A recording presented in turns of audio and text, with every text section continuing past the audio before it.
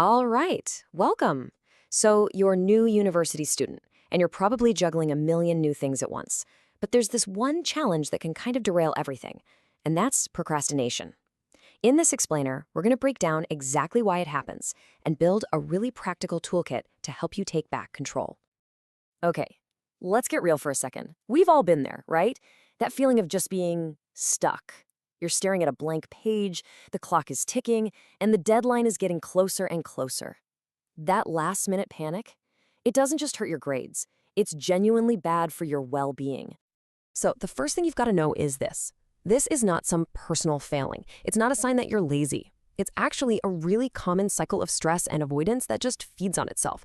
But here's the good news, it is a cycle we can absolutely break. To solve this, we have to ask the right question. And that question isn't, why am I so lazy? It's, what am I really avoiding? Because it's often not about the task itself, but about the hidden fears or feelings that task brings up inside us.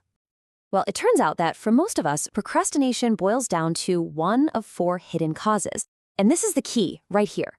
If you can spot your personal trigger in this list, you are already halfway to solving the problem. Let's see which one sounds familiar to you. First up, the big one, fear of failure. This is that nagging anxiety in the back of your head that your work just won't be good enough for you or for your professor. It can be so paralyzing that it just feels safer, safer to do nothing at all than to try and possibly fail. And that fear? It leads us straight into our second cause, perfectionism. This is the classic trap of waiting for the perfect time or the perfect idea or the perfect mood to start. And spoiler alert, perfect rarely ever shows up, which means you never get started. All right, next up, we have a simple lack of motivation. This one kicks in when an assignment feels impossibly huge, or maybe it's incredibly boring, or it just feels totally disconnected from what you actually care about. If you can't find your why, it's just so hard to find the energy to get going. And number four, hey, sometimes it just comes down to poor time management. If you don't have a clear plan for a big project, it's so easy to underestimate how much time you really need. And this leads to that frantic last-minute rush, which, guess what? It just reinforces that whole stressful cycle all over again for the next assignment. Okay, so we know the why. Now, let's build our defense. Beating procrastination, it really starts with building a proactive mindset. And that's all about changing how you think about the work before you even sit down to do it.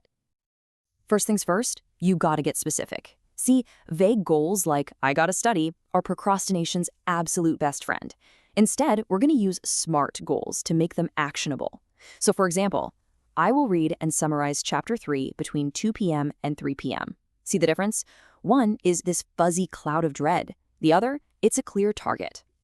This is all about what we call a growth mindset. The goal isn't perfection right out of the gate.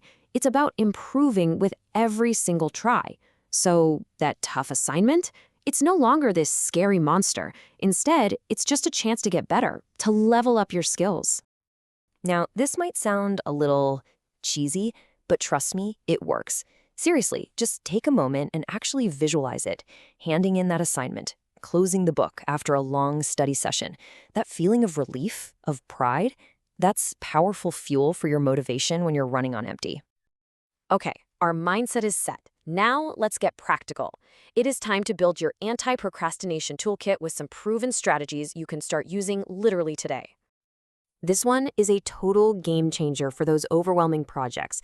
You have to reframe the task. So you tell yourself, I'm not writing a 10-page paper. No, you're just finding one good source. Then you're just writing the first paragraph. Breaking it down into these tiny, bite-sized steps, it makes it 1,000 times easier to just start. Now, if you're a perfectionist, listen up, because this one's for you. The logic is so simple. Anyone can do something for just 25 minutes, right? It totally bypasses that need for a perfect start, and it just tricks your brain into getting started. And you'd be surprised, often that little bit of momentum is all you need to keep going. Okay, time for some real talk. You gotta be honest with yourself. Trying to cram 12 hours of solid work into a single day isn't productive. That's just a one-way ticket to burnout. A realistic schedule works with your energy, not against it. So build in those breaks. Those breaks aren't a luxury, you guys. They are a crucial part of the process. Look, your environment matters a lot. You need to make it easy to focus and hard to get distracted. Every phone notification, every extra browser tab is basically an open invitation for your brain to go somewhere else. You gotta be ruthless. Protect your attention like it's a fortress. All right, we're in the home stretch. You've got the right mindset and the right tools, but how do we make this actually stick? Let's talk about how to turn these actions into actual automatic habits that are going to serve you long after you're done with this explainer. Seriously, do not underestimate this one. Just saying to a friend, hey, my goal is to finish my history reading by 3 p.m., man, that can make all the difference. It creates this little bit of positive social pressure that just backs up your own motivation. Okay, if you remember one thing from all of this, let it be this. You have to embrace good enough just to keep that forward momentum. A finished paper that's maybe an 8 out of 10, that is infinitely, infinitely better than a perfect paper that's still just a blank page. So at the end of the day, this isn't just about watching some explainer. It's about actually starting a change.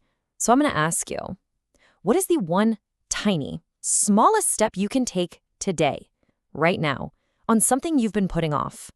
Is it just opening the document, finding one research article? Whatever it is, go do it. That one little step, trust me, it's everything.